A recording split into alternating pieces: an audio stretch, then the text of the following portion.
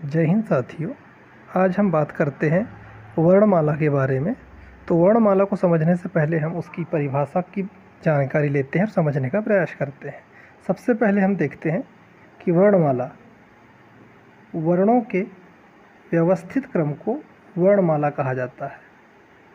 कहने का मतलब यह है कि जो भी वर्ण हमें दिए गए हैं, चाहे वह स्वर हो, चाहे व्यंजन हो या अयोगवाह हो, यदि इनका व्यवस्थित क्रम लगाया गया है, जिसे हम वर्णमाला के नाम से जानते हैं। केंद्रीय हिंदी निदेशालय के द्वारा एवं कुछ व्याकरणविद हुए हैं जिन्होंने वर्णों की संख्या 52 मानी है। प्रसिद्ध व्याकरणविद है कामता प्रसाद गुरु। उनके अनुसार हिंदी वर्णमाला में वर्णों की संख्या 46 मानी गई है, परंतु कुछ अन्य भी व्याकरणविद हुए हैं जिन्होंने 58 या 59 वर्णों की संख्या मानी है। तो हम वर्णों को अलग अलग भागों में बांटकर समझने का प्रयास करते हैं। वर्णों में स्वरों की संख्या की बात करते हैं तो 11 मानी गई है, जिसके अंतर्गत अ, आ, इ, ई, उ, ऊ, ऋषि, ए, ओ, औ इनको स्वरों के अंतर्गत रखा गया है। यदि बात करते हैं अयोगवाह की, तो अयोगवाह के अंतर्गत अम और आह को रखा गया है। व्यंजन की अगर से हम बात करें तो व्यंजन कुल मिला के 39 होते हैं, 39 होते हैं, जिसके अंतर्गत संयुक्त व्यंजन 4 है, मूल व्यंजन 33 है, उक्षिप्त या द्विगुण व्यंजन की बात करें तो 2 है। आगे हम इनकी डिटेल में चर्चा करते हैं।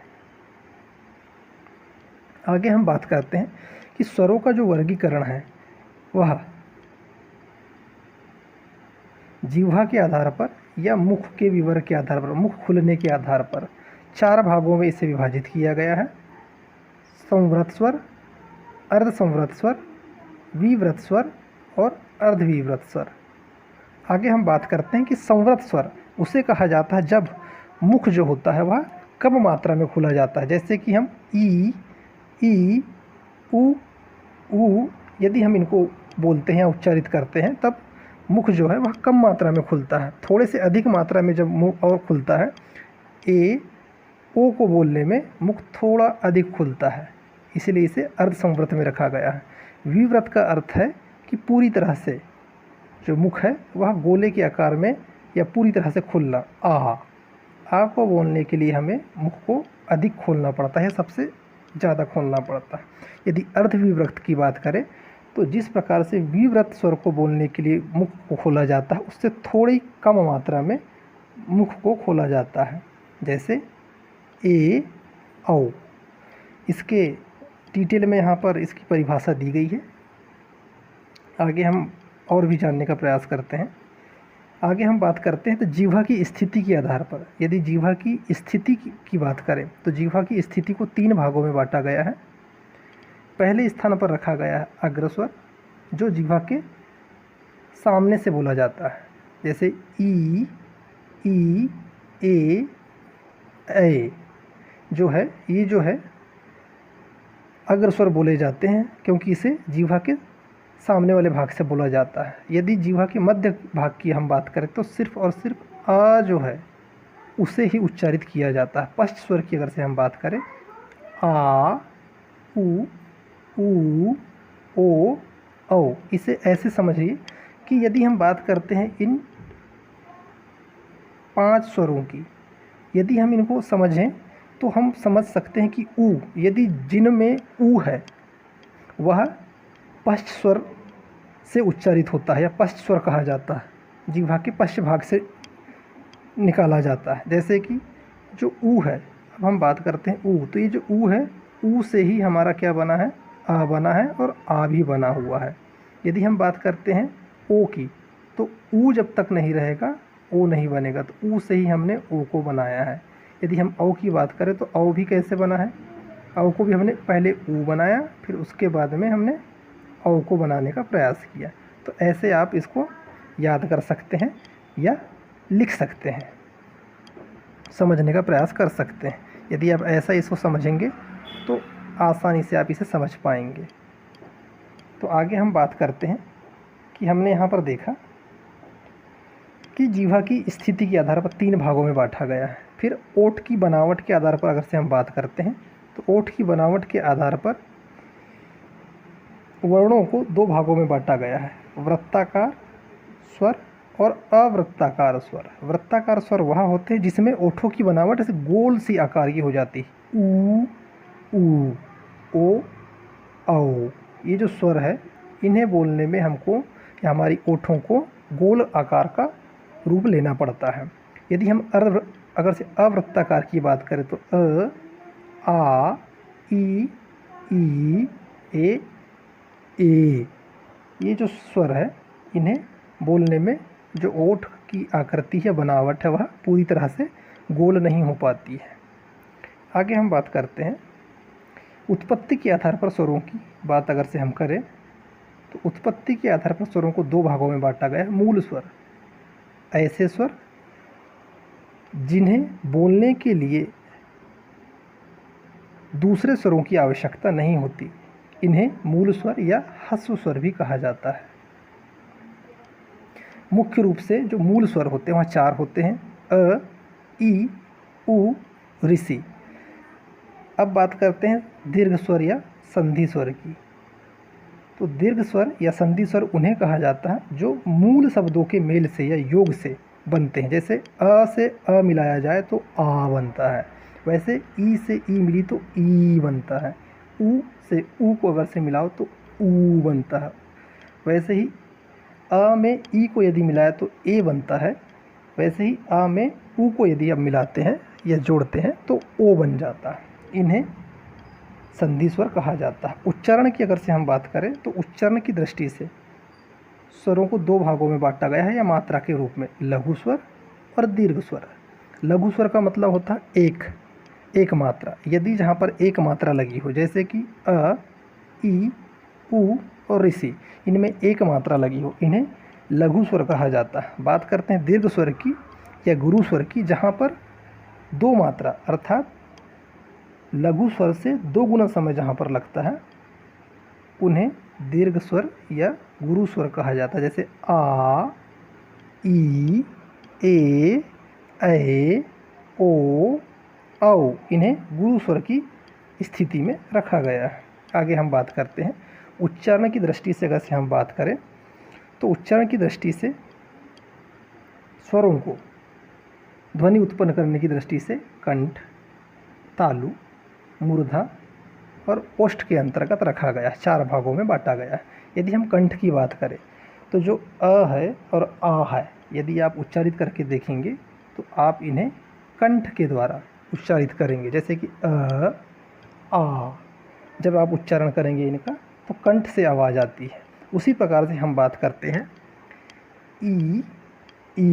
यदि हम ई और ई की बात करें तो इसमें तालव्य अर्थात जो हमारा जीभ के ऊपर का भाग है वहाँ पर थोड़ा सा जोर पड़ता है, तो इसे तालव्य स्वर कहा जाता है। ई क्योंकि जो हमारी जीभ होती है वह ऐसे हवा में होती है। यदि हम बात करते हैं ऊ और ऊ की, तो ऊ और जो ऊ है इसमें ओष्ठ, जो ओ हमारी ओठ होती है उसका आकार गोल हो जाता, तो इसे ओष्ठ स्वर कहा जाता है। अब बात करते हैं उसके बाद में जो आता है हमारे पास ए और ऐ। ए और ऐ जो है वह अ प्लस ई से मिलकर बना आई। यदि आप उच्चारित करेंगे तो बराबर ए आएगा आपके पास, आई। तो आ जो बना हुआ वह कंठ से उसका उच्चारण होता है और ई जो है तालु से उच्चारण होता है, इसलिए इसे कंठ तालव्य स्वर कहा जाता है। और यदि हम बात करते हैं ऐ की तो वह जो है अ प्लस ए से मिलकर बना होता है, तो ये दोनों जो स्वर है वह कंठ तालव्य कहलाते हैं। यदि हम बात करते हैं ऋषि की, तो ऋषि में जो है हमारी जीवा है वह प्रकंपित होती है, अर्थात जो जीवा के ऊपर का जो भाग है, मूर्धा वाला जो भाग है, ऊपर के दंत का अंदर वाला भाग, वहाँ पर जाके टकराती है जीभ, इसे प्रकंपित भी कहते हैं, मूर्धा स्वर भी कहा जाता है ऋषि। यदि हम बात करते हैं ओ और औ की, तो ओ और औ जो है अ प्लस ऊ से मिलकर ओ बना है। तो आ जो है कंठ से निकलता है और ऊ जो है ओठ से निकलता है। तो इसे क्या बोले, कंठ ओठ, कंठोष्ठ, कंठोष्ठ स्वर बोला जाता है। वहीं बात करते हैं हम औ की। तो औ जो है वह जो है अ प्लस ओ से मिलकर बनता है। तो इस प्रकार से हम बात करते हैं कि ये जो स्वर है कंठोष्ठ स्वर कहलाते हैं।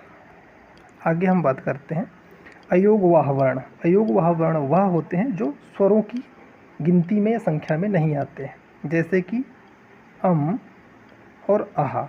यदि हम अम की बात करें तो अम को बोलने में नाक पर जोर पड़ता है, अर्थात यह क्या हो सकता है, अनुनासिक बोल सकते हैं इसे। हिंदी वर्णमाला में इस स्वर को इस वर्ण को क्या बोला जाता है, अनुस्वर, अनुनासिक बोला जाता है, जिसकी या जिसका उच्चारण नाकों से होता है। आहा की अगर से हम बात करें तो यह विसर्ग के अंतर्गत रखा जाता है। जब हम विसर्ग संधि के बारे में चर्चा करेंगे या समझेंगे तब हम बात करेंगे कि विसर्ग का किस प्रकार से उपयोग होता है।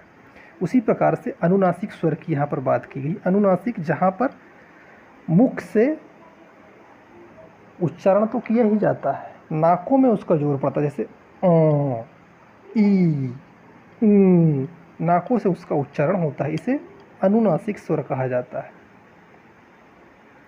आगे हम बात करते हैं निरुनासिक।